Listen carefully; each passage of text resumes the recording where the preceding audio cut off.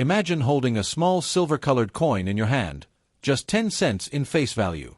But beneath its modest appearance lies a legacy of history, design, minting techniques, and even hidden collectible value. We're talking about the 1989 US 1 dime coin, a Roosevelt dime that carries more than just change. Whether you're a collector, a curious learner, or someone who's simply intrigued by coin stories, today we're diving deep into everything you never knew about this iconic coin from 1989. The 1989 Roosevelt Dime is part of one of America's longest-running coin series. With a face value of 10 cents and a weight of just 2.27 grams, this coin might be small in size, but it's vast in significance. To truly appreciate the 1989 dime, we must first take a step back into the story of the Roosevelt dime itself, why it was created, what it represents, and how its legacy continues to influence American numismatics. It all started in 1946, 1 year after the death of President Franklin Delano Roosevelt. The United States Mint decided to honor him with a coin that would circulate nationwide. But why Roosevelt? The answer lies in the fight against polio. Roosevelt was not just a president who led America through the Great Depression and World War II. He was also a man who battled polio. His connection to the March of Dimes charity, which aimed to eradicate polio, made the dime the perfect tribute. Since 1946, the Roosevelt dime has been in continuous production, replacing the Mercury dime and symbolizing not just monetary value, but a commitment to health and resilience. Fast forward to 1989. This year marked another chapter in this continuing saga. Let's talk about the design. The obverse of the 1989 dime features the left-facing profile of President Roosevelt, designed by John R. Sinnock, the chief engraver of the U.S. Mint in the 1940s.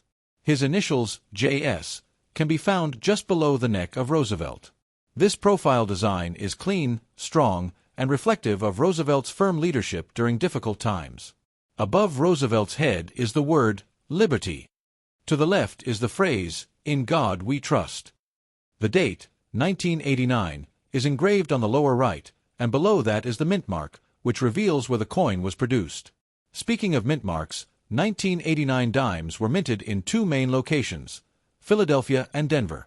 Coins from the Philadelphia Mint bear no mint mark or have a small P next to the date, while Denver minted dimes feature a D mint mark. Now let's flip to the reverse side of the coin. This is where the artistry continues. The reverse was also designed by Sinnock and shows a torch flanked by an olive branch on the left and an oak branch on the right. The torch stands for liberty, the olive branch for peace, and the oak branch for strength and independence. These elements perfectly symbolize American ideals. The words United States of America arc above, with 1 dime at the bottom, and E pluribus unum across the center. Every detail, every inscription, every texture on the dime has a story.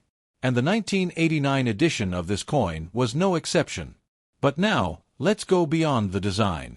Let's talk about composition and minting techniques. By 1989, the U.S. dime was made of a copper-nickel-clad composition.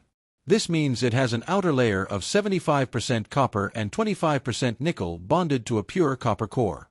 This composition has been standard since 1965, when silver was removed from circulating dimes due to rising silver prices. So, if you're wondering whether your 1989 dime contains silver, the answer is no. It's a copper-nickel-clad coin, not valuable for its metal content, but potentially valuable as a collectible. How many dimes were minted in 1989? Well, brace yourself. Over 2.6 billion Roosevelt dimes were produced in that year.